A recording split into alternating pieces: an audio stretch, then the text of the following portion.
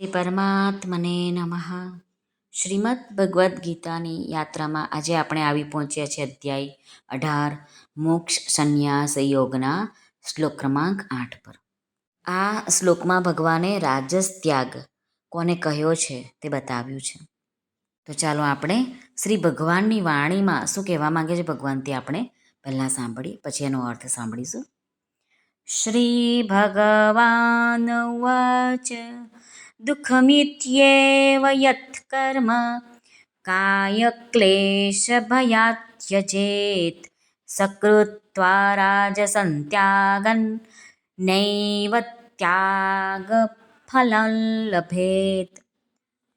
શ્રી ભગવાન અર્જુને કહે છે, જે કંઈ કર્મ છે એ સઘળું દુઃખરૂપ જ છે એમ માનીને જો કોઈ માણસ શારીરિક ક્લેશના ભયથી કર્તવ્ય કર્મનો ત્યાગ કરી દે તો એ આવો રાજસ ત્યાગ કરીને ત્યાગના ફળને કોઈ પણ રીતે પામતો નથી. હવે આપણે જોઈએ રામસુખદાસજી મહારાજ શું કહે છે.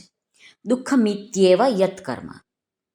મહારાજ કહે છે કે યજ્ઞ દાન વગેરે કરવામાં દુઃખ જ ભોગવવું પડે છે અને તે કર્મોમાં છે શું? કેમ કે તે કર્મો કરવાને માટે અનેક નિયમોમાં બંધાવવું પડે છે, ખર્ચ કરવો પડે છે. આ રીતે રાજસ પુરુષને તે કર્મોમાં કેવળ દુઃખ અને દુઃખ જ દેખાય છે.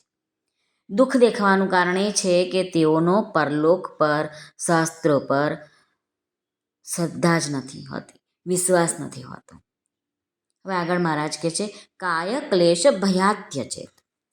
કાય એટલે કે શારીરિક, ક્લેશ એટલે કે દુઃખ, ભય. ભયાत् ત્યજેત એટલે કે ભયથી એનો ત્યાગ કરી દે છે. શારીરિક દુઃખ થશે એ રીતે પણ રાજસ મનુષ્ય એ કર્તવ્ય કર્મનો ત્યાગ કરી દે છે.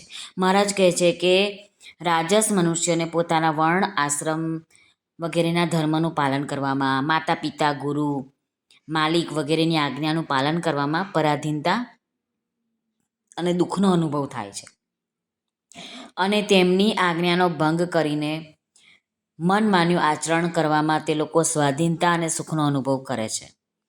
રાજસ મનુષ્યોના વિચારો એવા હોય છે કે ગૃહસ્થને આરામ નથી મળતો, સ્ત્રી પુત્ર વગેરે અમારે અનુકૂળ નથી, અથવા બધા કુટુંબો મરી ગયા છે, ઘરમાં કામ કરવા માટે કોઈ રહ્યું નથી, જાતે જ બધું કામ કરવું પડે છે, આટલી બધી તકલીફ ઉઠાવવી પડે છે, એના કરતાં તો સાધુ થઈ જઈએ તો આરામ કરીશું ને બીજા જે ખવડાવશે, બીજા જે કપડાં આપશે તે પહેરીશું અને આ બધું જ મફતમાં મળી જશે, શ્રમ કરવો નહીં પડે, કામ નહીં કરવું પડે.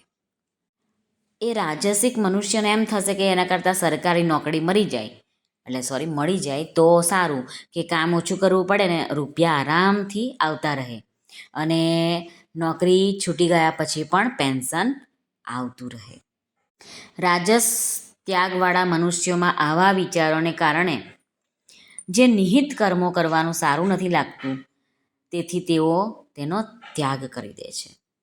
માટે મહારાજ કહે છે કે કર્તવ્ય કર્મનો કદી ત્યાગ કરવો જોઈએ નહીં, કારણ કે એ રાજસ ત્યાગ ક્યારે તામસમાં પરિણામશે તે ખબર નહીં પડે, આળસ, પ્રમાદ, અતિનિદ્રામાં.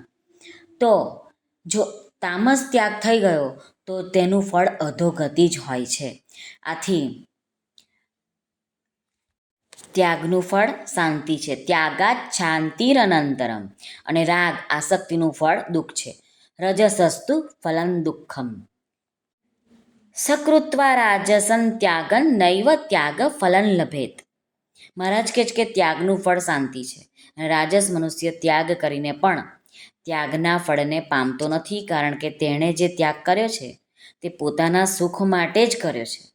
એવો ત્યાગ તે પશુ પક્ષી વગેરે પણ કરે છે. પોતાના સુખને માટે શુભ કર્મો ત્યાગ કરવાથી રાજસ મનુષ્યને શાંતિ તો નથી મળતી, પરંતુ શુભ કર્મોના ત્યાગનું ફળ દંડરૂપે જરૂર ભોગવવું પડે છે. માટે રાજસ ત્યાગ પણ કરવા યોગ્ય નથી. શ્રી કૃષ્ણ અર્પણમસ્તુ. સર્વને ભાવથી જય શ્રી કૃષ્ણ. રાધે રાધે. હરિઓમ તત્સત. જય ગુરુદેવ દત્ત. જય સ્વામિનારાયણ. જય માતાજી.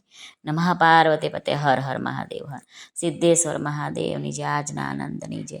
સર્વનું કલ્યાણ થાઓ, સર્વનું કલ્યાણ થાઓ, સર્વનું કલ્યાણ થાઓ.